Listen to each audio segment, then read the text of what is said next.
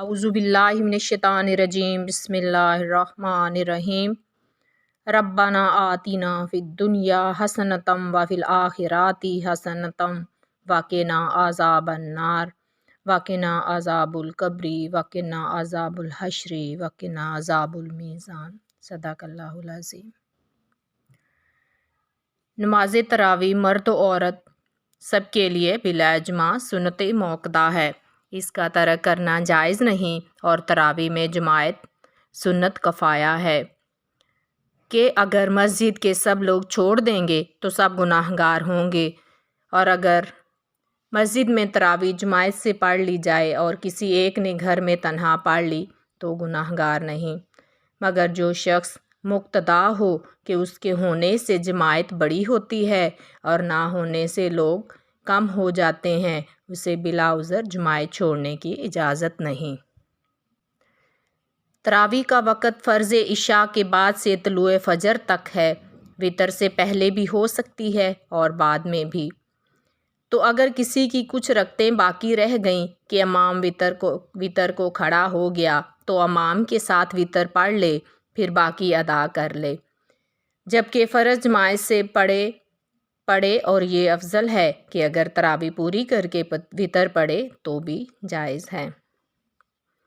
جمہور اہل اسلام کا مذہب یہ ہے کہ تراویح میں 20 رکعتیں ہیں، اور یہی احادیث سے ثابت ہے۔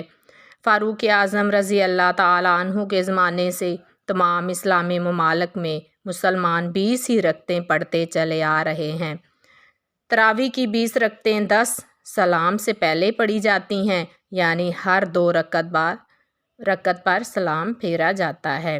امام و مقتدی ہر 2 رکعت پر ثنا پڑھیں اور تشہد کے بعد درود شریف اور دعا بھی، اور ہر 4 رکعت کے بعد اتنی دیر تک بیٹھنا مستحب ہے جتنی دیر میں 4 رکعتیں پڑھیں، اسے تراویح کہتے ہیں۔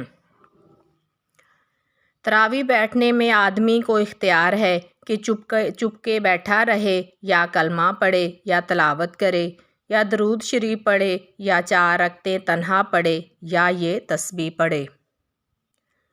سبحان ذی الملک الملکوت، سبحان ذی العزت والعظمت والکبریاء والجبروت، سبحان الملک الحی الذی لا ینام ولا یموت، سبوح قدوس ربنا ورب الملائکۃ والروح، لا الہ الا اللہ، نستغفر اللہ، نسألک الجنۃ ونعوذ بک من النار۔ قرأت اور ارکان کی ادا میں جلدی کرنا، تعوذ، تسمیہ اور تسبیح کا چھوڑ دینا مکروہ ہے۔ یوں ہی ہر رکعت کے بعد 2 رکعت پڑھنا، اور 10 رکعت کے بعد بیٹھنا، اور 4 رکعت کے بعد نفل جماعت سے پڑھنا یا بلا عذر تراویح بیٹھ کر پڑھنا بھی مکروہ ہے۔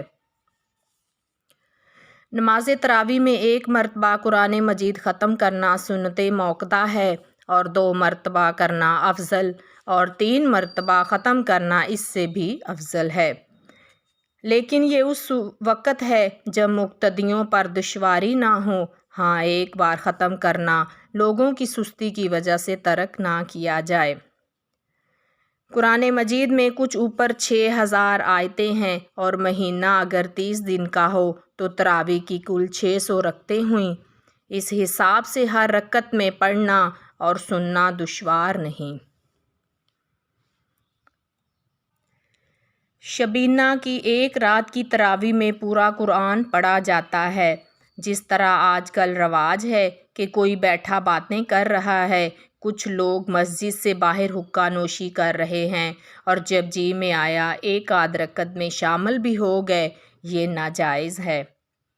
پھر حفاظ کی حالت بالخصوص شبینہ میں عموماً ناگفتہ ہوتی ہے، اور اکثر قرآن کریم ایسا پڑھتے ہیں کہ یعلمون تعلمون کے سوا کچھ پتہ نہیں چلتا، الفاظ و حروف کھا جایا کرتے ہیں، جس سے قطعاً نماز ہی نہیں ہوتی، امامت درکنار، اور اس طرح غلط قرأت کا وبال الگ ان کی گردن پر سوار رہتا ہے۔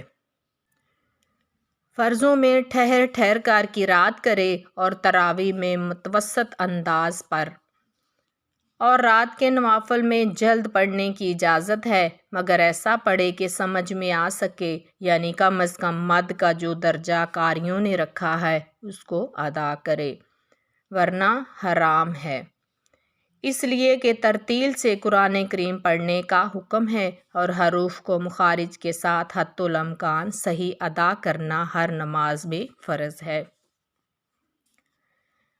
جس نے عشاء تنہا پڑھی وہ تراویح اور وتر کی جماعت میں شریک ہو سکتا ہے، مگر وتر تنہا پڑھے اور اگر وتر کی جماعت میں شریک ہو جائے تو بھی کچھ مضائقہ نہیں، جائز ہے۔ اور اگر جماعت سے عشاء پڑھی اور تراویح تنہا تو وتر کی جماعت میں شریک ہو سکتا ہے، بلکہ یہی افضل ہے۔ تراویح اگر فوت ہو جائیں تو ان کی قضا نہیں، اور اگر قضا تنہا پڑھ لی تو تراویح نہیں بلکہ نفل مستحب ہیں، جیسے عصر اور عشاء کی سنتیں۔ وما علینا الا البلاغ۔